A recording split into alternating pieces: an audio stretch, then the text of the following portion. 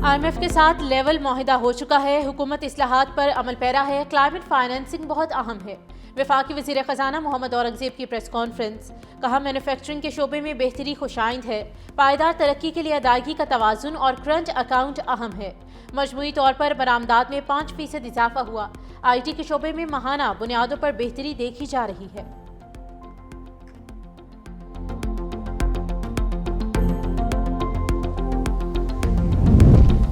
خیبر پختونخوا میں سیاست اور دہشت گردی کا گٹھ جوڑ موجود ہے۔ یہ لوگ افغان حکومت کے ترجمان بنے ہیں، ان کی یہ محبت ہمیں سمجھ میں نہیں آتی۔ وفاقی وزیر اطلاعات و نشریات عطا اللہ طارق کی میڈیا سے گفتگو کی گئی، کہا افغان رجیم کی کمزوری کی وجہ سے دراندازی بڑھ گئی ہے، صوبے میں بہت بڑا ڈرگ کارٹیل موجود ہے، منشیات کا پیسہ دہشت گردی میں استعمال ہو رہا ہے، PTI کا ملک دشمن عناصر سے گٹھ جوڑ بے نقاب ہو چکا۔ مزید کہا کہ پورے صوبے میں نان کسٹم پیڈ گاڑیاں گھوم رہی ہیں جن کے خلاف صوبائی حکومت نے ہی کارروائیاں کرنی ہیں۔ دہشت گردی کی مذمت کا ایک بیان نہیں دیا جاتا۔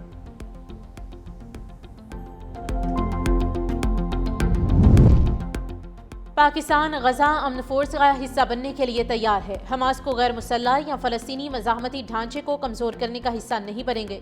نائب وزیر اعظم وزیر خارجہ اسحاق ڈار کا دو ٹوک اعلان، کہا وزیر اعظم نے فیلڈ مارشل سے مشاورت کے بعد اصولی طور پر اعلان کیا ہے کہ ہم فورس دیں گے، لیکن جب تک امن فورس کے TORs، مینڈیٹ اور کردار کا واضح فیصلہ نہیں ہو جاتا اس وقت تک پاکستان کوئی حتمی فیصلہ نہیں کر سکتا۔ پروپیگنڈا کیا گیا، انٹرنیشنل اسٹیبلائزیشن فورس حماس کو غیر مسلح کرے گی، ہم اس کے لیے تیار نہیں ہیں، ہمارا کام امن قائم رکھنا ہے، امن نافذ کرنا نہیں۔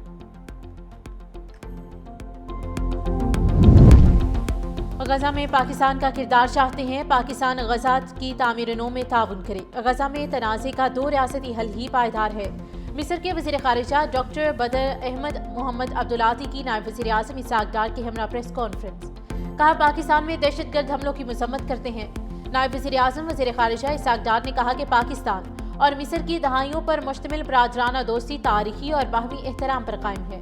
ملاقات میں سیاسی، معاشی، دفاعی، ثقافتی اور عوامی تعاون بڑھانے پر بھی اتفاق ہوا۔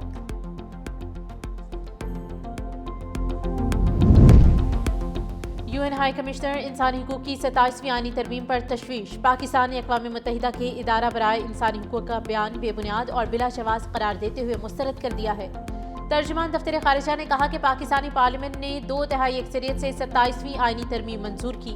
تمام جمہوری ممالک کی طرح آئین میں ترمیم سمیت قانون سازی پاکستان کے منتخب نمائندوں کا اختیار ہے۔ آئینی ترمیم کے حوالے سے جاری کردہ بیان میں پاکستان کے نقطہ نظر اور زمینی حقائق کی عکاسی نہیں کی گئی۔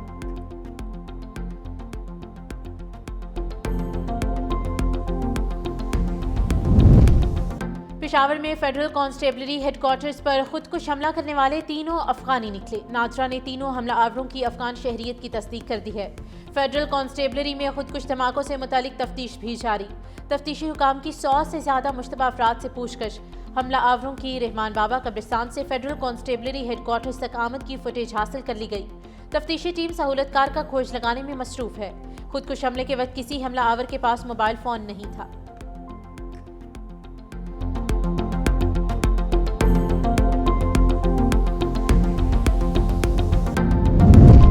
پیپلز پارٹی کا 58واں یوم تاسیس آج منایا جا رہا ہے۔ مرکزی تقریب کورنگی میں ہوگی۔ کارکنان کی آمد کا سلسلہ جاری ہے۔ چیئرمین پیپلز پارٹی بلاول بھٹو زرداری خطاب کریں گے۔ صدر آصف علی زرداری نے اپنے پیغام میں کہا کہ پیپلز پارٹی کی جدوجہد نے پاکستان میں جمہوریت کو مضبوط کیا۔ 1973 کا متفقہ آئین بھٹو شہید کا تاریخی تحفہ ہے۔ چارٹر آف ڈیموکریسی اور 18ویں ترمیم پیپلز پارٹی کا جمہوری ورثہ ہے۔ پیپلز پارٹی چیئرمین بلاول بھٹو نے کہا کہ پیپلز پارٹی ہمیشہ مظلوموں کے حقوق کی ڈھال بنی رہی ہے۔ پیپلز پارٹی نے تاریخی جدوجہد اور بے مثال قربانیاں دیں۔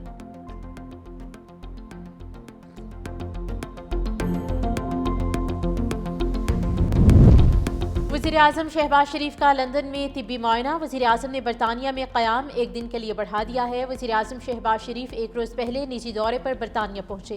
لوٹن ایئرپورٹ پر ہائی کمشنر ڈاکٹر فیصل اور نون لیگ کی مقامی قیادت کی جانب سے استقبال کیا گیا۔ وزیر اعظم کل دوپہر لندن سے اسلام آباد کے لیے روانہ ہوں گے۔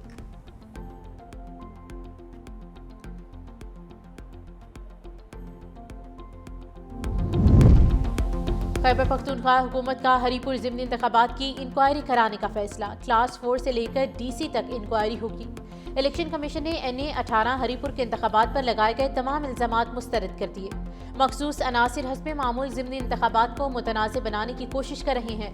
DRO اور RO کی تعیناتی کو سازش قرار دینا حقائق کے منافی ہے۔ پولنگ ڈے تک کسی سیاسی جماعت نے تعیناتیوں پر اعتراض نہیں کیا۔ فارم 45 پہلے سے تیار ہونے کا الزام غلط اور گمراہ کن ہے۔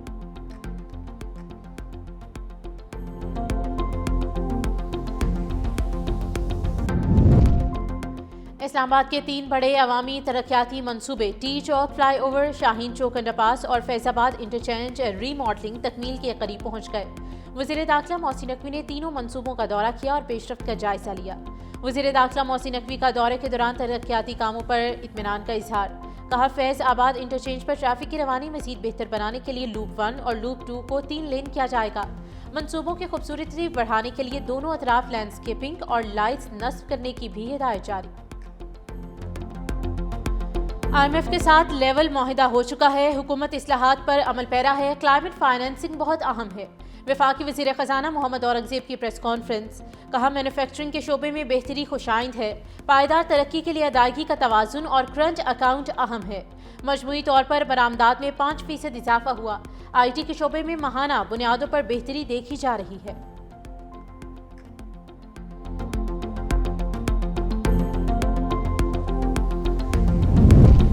خیبر پختونخوا میں سیاست اور دہشت گردی کا گٹھ جوڑ موجود ہے۔ یہ لوگ افغان حکومت کے ترجمان بنے ہیں، ان کی یہ محبت ہمیں سمجھ میں نہیں آتی۔ وفاقی وزیر اطلاعات و نشریات عطا اللہ طارق کی میڈیا سے گفتگو کی گئی۔ کہا افغان رجیم کی کمزوری کی وجہ سے دراندازی بڑھ گئی ہے، صوبے میں بہت بڑا ڈرگ کارٹیل موجود ہے، منشیات کا پیسہ دہشت گردی میں استعمال ہو رہا ہے۔ PTI کا ملک دشمن عناصر سے گٹھ جوڑ بے نقاب ہو چکا۔ مزید کہا کہ پورے صوبے میں نان کسٹم پیڈ گاڑیاں گھوم رہی ہیں جن کے خلاف صوبائی حکومت نے ہی کارروائیاں کرنی ہیں۔ دہشت گردی کی مذمت کا ایک بیان نہیں دیا جاتا۔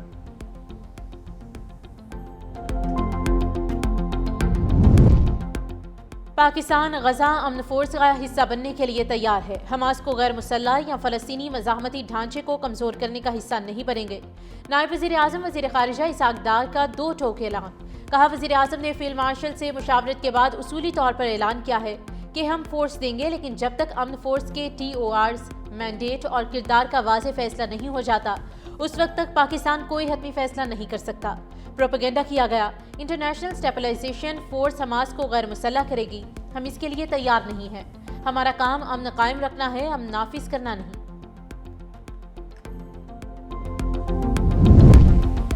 غزہ میں پاکستان کا کردار چاہتے ہیں، پاکستان غزہ کی تعمیر نو میں تعاون کرے۔ غزہ میں تنازع کا 2 ریاستی حل ہی پائیدار ہے۔ مصر کے وزیر خارجہ ڈاکٹر بدر احمد محمد عبدالعاطی کی نائب وزیر اعظم اسحاق ڈار کے ہمراہ پریس کانفرنس۔ کہا پاکستان میں دہشت گرد حملوں کی مذمت کرتے ہیں۔